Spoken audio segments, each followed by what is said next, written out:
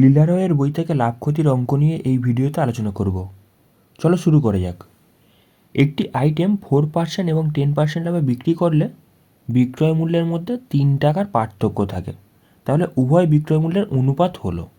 এখানে বেসিক্যালি 4% আর 10% এদের মধ্যে গ্যাপ কত? 6%-এর গ্যাপ। আর এই 6%-এর ভ্যালু কত বলে দিয়েছে এখানে? 3 টাকা। 6%-এর ভ্যালু বলে দিয়েছে 3 টাকা। আর আমি যদি 100% বার করতে যাই, সেক্ষেত্রে সেটা হয়ে যাচ্ছে বেসিক্যালি ক্রয় মূল্য। বুঝতে পারছো? সেক্ষেত্রে আমি যদি এটাকে কাটাকাটি করি, এখানে দেখো 3 দুগুণে 6, 2 দিয়ে কাটলে এখানে 50। জিনিসটার দাম কত? 50 টাকা।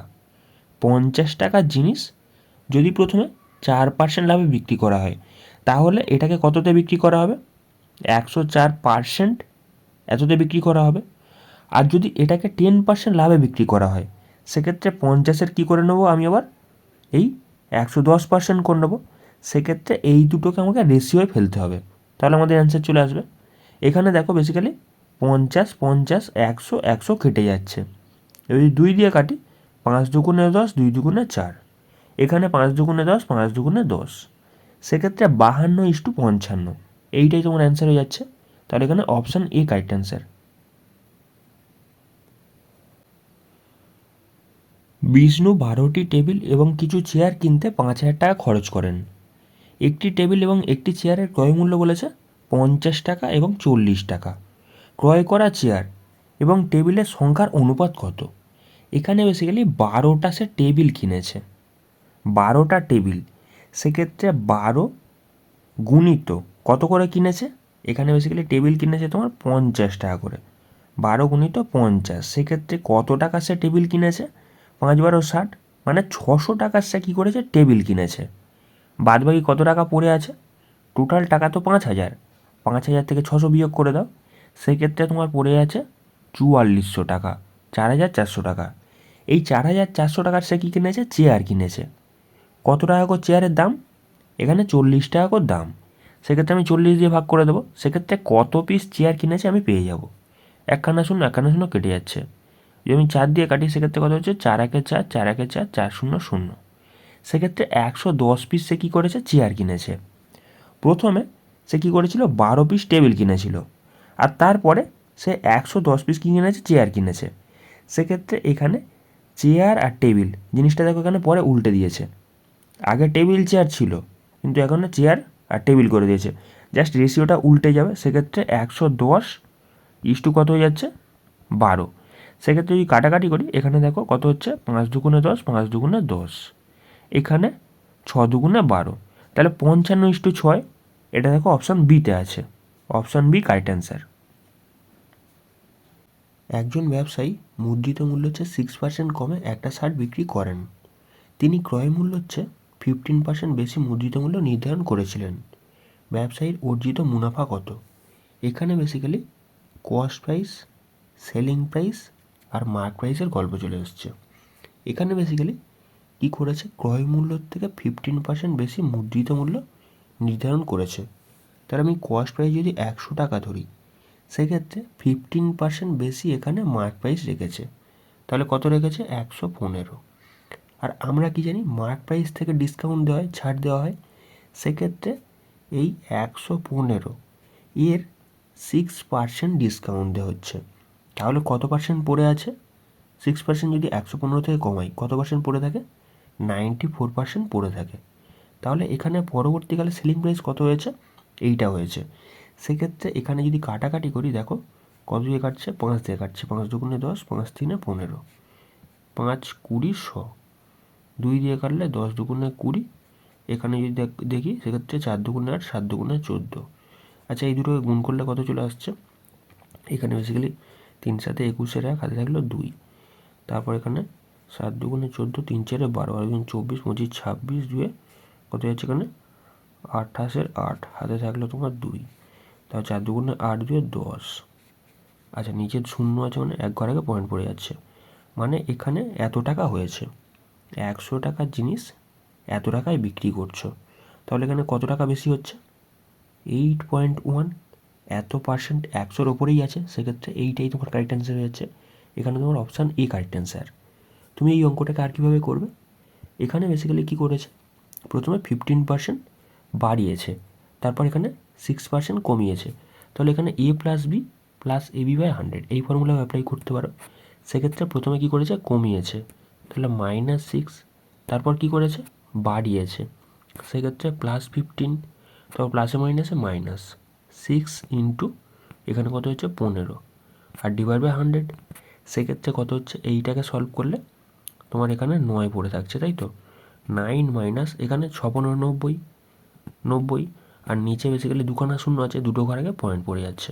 তাহলে এইটাকে সলভ করলে কত হচ্ছে, এখানে 8.1%। সেক্ষেত্রেও তোমার একই অ্যান্সারই আসছে, অপশান এ কারেক্ট অ্যান্সার।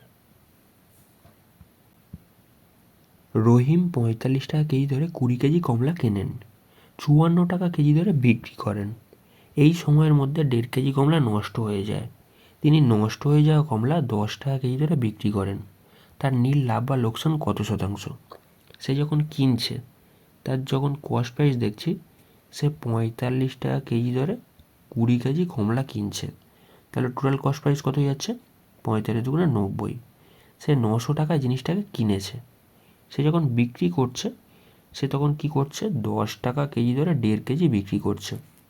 সেক্ষেত্রে 1.5 ইন্টু 10, তাহলে টোটাল যদি 20 কেজি হয়, 1.5 কেজি যদি বিক্রি করে তোমার 10 টাকা কেজি ধরে, বাদবাকিগুলো কত পড়ে আছে, বাদবাকি পড়ে আছে 18.5 এত কেজি। এইটাকে সে কী করছে, 54 টাকা কেজি ধরে বিক্রি করছে, বেসিক্যালি 54। তাহলে এই দুটোকে যদি যোগ করি, সেক্ষেত্রে টোটাল সেলিং প্রাইসটা আমি পেয়ে যাব। আচ্ছা, এখানে সলভ করলে কত হচ্ছে, এখানে 15 প্লাস এই পয়েন্টটাকে যদি তুলি, সেক্ষেত্রে করলে চলে আসছে 10, কাটাকাটি করলে এখানে দেখো 5 দিয়ে কাটছে, 5 3 15, 5 7 35, 5 দুগুণে 10, 2 দিয়ে কাটলে 27 দুগুণে 54। আচ্ছা, এই 37 আর 27 দুটোকে গুণ করলে 7 7 49 9, হাতে থাকলো 4। আচ্ছা, 3 7 21, 7 দুগুণে 14। আচ্ছা, 21 আর 14 যোগ করলে কত হচ্ছে, এখানে বেসিক্যালি 35। আচ্ছা, 35 আর 4 39 আর 9, হাতে থাকলো কত, এখানে 3।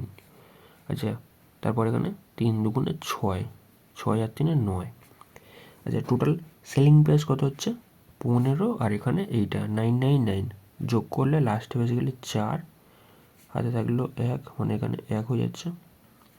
সেক্ষেত্রে তোমার কত হচ্ছে 0 1। তাহলে ভালো করে বোঝার চেষ্টা করো, এখানে 900 টাকায় জিনিসটাকে কিনেছো, বিক্রি করছো এত টাকাতে, কত টাকা প্রফিট হয়েছে, 114 টাকা প্রফিট হয়েছে। 114 টাকা প্রফিট হয়েছে কত টাকার উপরে, 900 টাকার উপরে। আর এই 900 টাকার উপরে হয়েছে, এটা আমাকে পার্সেন্টেজে বার করতে বলেছে, সেক্ষেত্রে আমি 100 দিয়ে গুণ করে দেবো। আমাকে শতাংশে বার করতে বলেছে, সেক্ষেত্রে দেখো এই দুখানা শূন্য, এই দুখানা শূন্য কেটে যাচ্ছে। আচ্ছা, এখানে কত দিয়ে কাটছে, 3 দিয়ে কাটছে, 3 3 9, এখানে যদি 3 দিয়ে কাটি, 3 3 9, আর এখানে কত হচ্ছে 3 7 3 8 24। আচ্ছা, এখানে 38, এটাকে যদি 3 দিয়ে ভাগ করি, সেক্ষেত্রে কত হচ্ছে 3 12 36, মানে এখানে 2 পড়ে থাকছে, 12 পূর্ণ 2/3। এইটাই তোমার কারেক্ট অ্যান্সার। এটা দেখো অপশান সিতে আছে, অপশান সি কারেক্ট অ্যান্সার। একজন ব্যক্তি 34 টাকায় 8টি আপেল ক্রয় করে, 57 টাকায় 12টি ধরে বিক্রি করে। নিট মুনাফা 45 অর্জনের জন্য তাকে কয়টি আপেল বিক্রি করতে হবে? এখানে বেসিক্যালি 34 টাকায় 8টা আপেল ক্রয় করছে, তাহলে এখানে টোটাল কস্ট প্রাইস কত হচ্ছে, 34 টাকায় 8টা আপেল ক্রয় করছে। সেক্ষেত্রে একটা আপেলের দাম কত হবে, 34 ডিভাইড বাই 8। সে যখন বিক্রি করছে, সে তখন 57 টাকায় কী করছে, 57 টাকায় 12টা ধরে বিক্রি করছে। তাহলে একটা আপেলের দাম কত হবে, 57 ডিভাইড বাই 12। আচ্ছা, আমি এটাকে পুরো ডজনে করতে চাইছি, সেক্ষেত্রে এখানেও 12 দিয়ে গুণ করে দিলাম, এখানেও 12 দিয়ে গুণ করে দিলাম।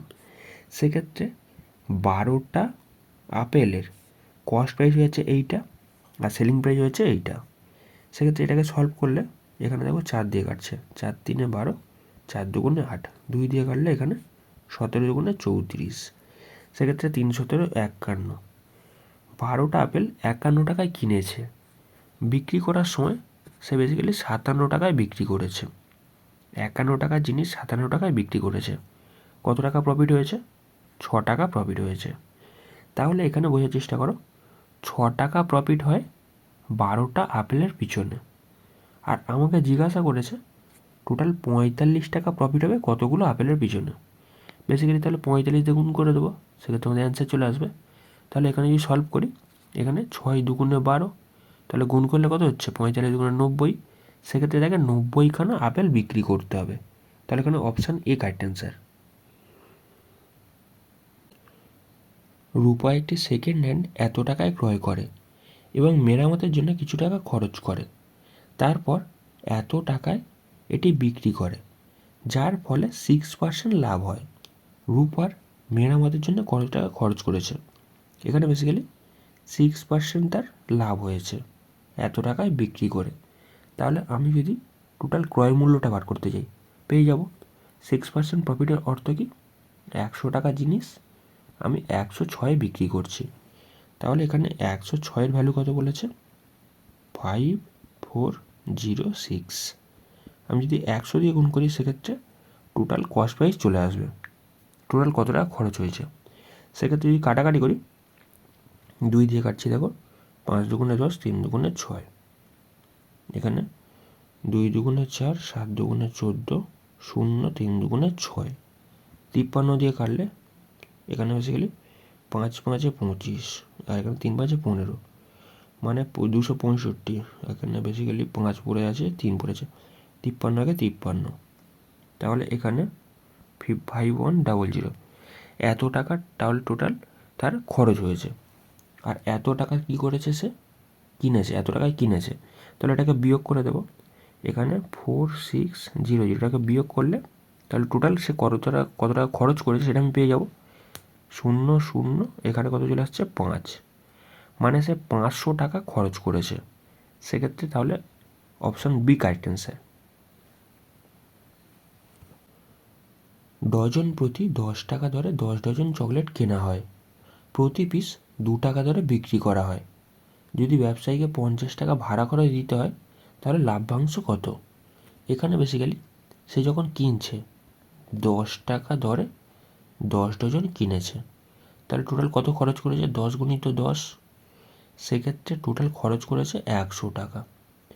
আর তার সাথে সে 50 টাকা ভাড়া দিয়েছে, তাহলে প্লাস 50, সেক্ষেত্রে সে 150 টাকায় জিনিসটা টোটাল খরচ করেছে। তার টোটাল ইনভেস্টমেন্ট কত? 150 টাকা। আর সে যখন বিক্রি করছে 10 ডজন বিক্রি করেছে, 10 ডজন কিনেছে, 10 ডজন বিক্রি করেছে কত টাকা করে? 2 টাকা করে পিস হিসেবে। আর পার ডজনে কটা থাকে? 12টা করে থাকে। সেক্ষেত্রে টোটাল কত টাকা হয়েছে? টোটাল বেসিক্যালি তার ইনকাম হয়েছে কত? 12 24, 240 টাকা। 150 টাকা খরচ করেছিল, 240 টাকা হয়েছে। কত টাকা প্রফিট হয়েছে? 90 টাকা প্রফিট হয়েছে। কত টাকার উপরে? 150 টাকার উপরে। আর এটাকে আমাকে 100-তে বার করতে বলেছে, পার্সেন্টেজে বার করতে বলেছে। সেক্ষেত্রে একটা শূন্য কেটে যাচ্ছে, 3 3-এ 9, 3 5-এ 15, 5 দিয়ে কাটলে এখানে 5 20 100। সেক্ষেত্রে তার 60% কী হয়েছে? এখানে প্রফিট হয়েছে। Option A correct answer.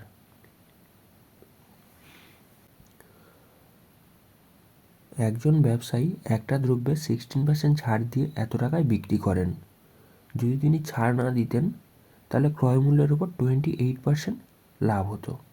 এখানে দ্রব্যটির ক্রয় মূল্য কত? এখানে বেসিক্যালি ক্রয় মূল্যের ওপরে বলেছে 28% প্রফিট হতো। আচ্ছা, 16% ছাড় দেওয়ার অর্থ কি? জিনিসটাকে 84 টাকায় বিক্রি করা হচ্ছে, 100 টাকা জিনিস 84 টাকায় বিক্রি করা হচ্ছে। সেক্ষেত্রে 84 এর ভ্যালু কত বলেছে? 403.20। আর আমি যদি 100 দিয়ে গুণ করে দিই, সেক্ষেত্রে এটা হচ্ছে আমার মার্ক প্রাইস। আর এখানে এই যদি মার্ক প্রাইসে বিক্রি করতাম, তাহলে 28% লাভ হতো। 100 টাকা জিনিস 128-এ বিক্রি করার অর্থ হয়েছে 28% প্রফিট।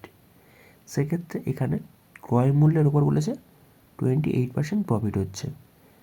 এখানে বেসিক্যালি মার্ক প্রাইসে যদি বিক্রি করায়, সেক্ষেত্রে 128-এ বিক্রি হচ্ছে, মানে 128-এর ভ্যালু এটা। আর আমি যদি 100 দিয়ে গুণ করি সেক্ষেত্রে এটা বেরিয়ে যাচ্ছে টোটাল ক্রয় মূল্য। যদি কাটাকাটি করি সেক্ষেত্রে দেখো এই পয়েন্টটাকে তুললে তলায় 100 চলে আসছে, এই 100 কেটে যাচ্ছে। যদি 4 দিয়ে কাটি, 4 দুগুণে 8, 4 একে 4, 4 একে 4, 0, দুটো সংখ্যা লজনে 0, 4 আষ্টে 32 আর একখানা 0।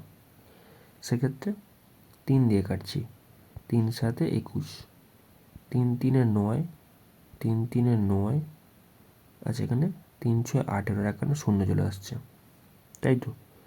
সেই ক্ষেত্রে এত চলে আসছে। আচ্ছা এটাকে যদি আবার কাটাকাটি করি, 7 দিয়ে কাটছে দেখো, সেক্ষেত্রে তোমার 4 7 28, এখানে তোমার 5 6 মানে 7 8 56 আর এখানে 0 চলে আসছে। আচ্ছা এবার যদি 4 দিয়ে কাটি সেক্ষেত্রে 4 12 48 আর এখানে 0 চলে আসছে, 4 3 12, 4 দুগুণে 8, আবার যদি 4 দিয়ে কাটি 4 8 32, সেক্ষেত্রে 4 দিয়ে কাটলে 4 3 12 আর এখানে 0 চলে আসছে। সেক্ষেত্রে আবার যদি 2 দিয়ে কাটি, 15 দুগুণে 30, 4 দুগুণে 8, 4 দিয়ে কাটলে 4 25 100, মানে এখানে 25 × 15। সেক্ষেত্রে 5 15 75, 5 হাতে থাকলো 7, সেক্ষেত্রে তোমার 15 দুগুণে 30 আর সাথে 37, তাহলে এইটাই অ্যান্সার। এটা দেখো অপশান সিতে আছে। একজন অসৎ ব্যবসায়ী ক্রয় মূল্যেই পণ্য বিক্রি করার দাবি করে, কিন্তু বেঠিক ওজনের বাটখারা ব্যবহার করে সে 1 কেজি পণ্যের পরিবর্তে 900 গ্রামে বেচে, তাহলে তার লাভের শতকরা হার কত? এখানে বেসিক্যালি সে 900 গ্রাম বিক্রি করছে, আমি 1 কেজি দাম ধরে নিচ্ছি 100 টাকা, কিন্তু এই 100 টাকায় কী করছে সে 900 গ্রাম দিচ্ছে, 100 টাকায় সে 900 গ্রাম দিচ্ছে। আমি যদি 1 কেজি দাম বার করি সেক্ষেত্রে কী করবো, 1000 দিয়ে গুণ করবো, 1000 গ্রাম। সেক্ষেত্রে দেখো এই দুখানা শূন্য এই দুখানা শূন্য কেটে যাচ্ছে।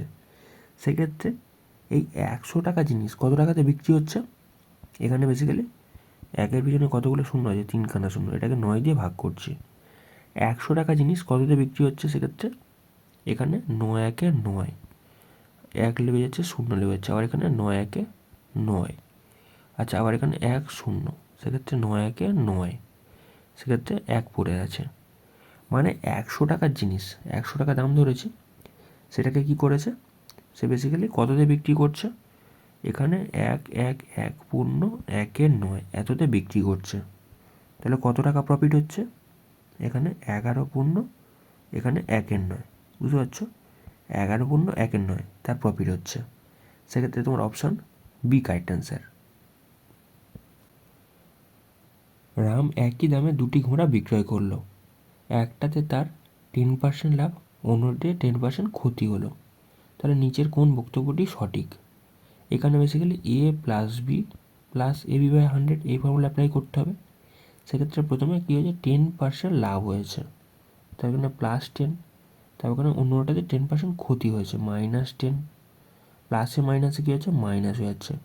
সেক্ষেত্রে 10 × 10 ডিভাইড বাই 100, সেক্ষেত্রে এখানে এই 10 কেটে যাচ্ছে প্লাসে আর মাইনাসে, আর এখানে মাইনাস পড়ে আছে, ওপরের দুখানা শূন্য নিচের দুখানা শূন্য কেটে যাচ্ছে, মানে -1 পড়ে আছে।